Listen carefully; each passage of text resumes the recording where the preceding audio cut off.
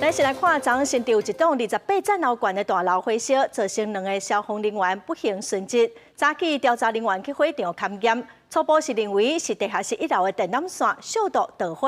火打开始烧的时阵，排烟风机的功能是有启动，后来就因为缆线烧掉了，就停了。今仔早起有住户登去厝里摕物件，这栋大楼要恢复供电，恐惊搁等一困难。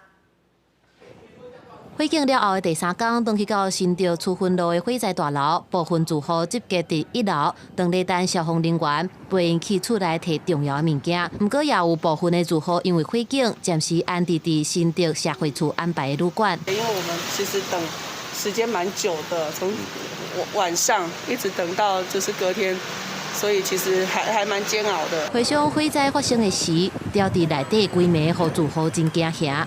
2月透早，火调人员重新登去大楼进行火灾原因的调查。初步研判，起火原因是地下室的电缆线因故短路起火。经检视这个排烟闸门是有开启的状况，那有可能是因为这个地下室电缆线起火，有可能让造成排烟机在当下停止。热显像仪的设备来告诉我们说哪里可能有人受困，以及现场的地形大概是长什么样子。新竹市的 分队热显像仪的数量可能有所不足，那这个部分也可能还要请新竹市政府后续的行政调查来做报告。就惊阁发生消防人员殉职的危险的代志，消促会呼吁讲，针对火场抢救的设备爱做调查。另外，也是有民众前往灵堂来对殉职的消防人员致哀。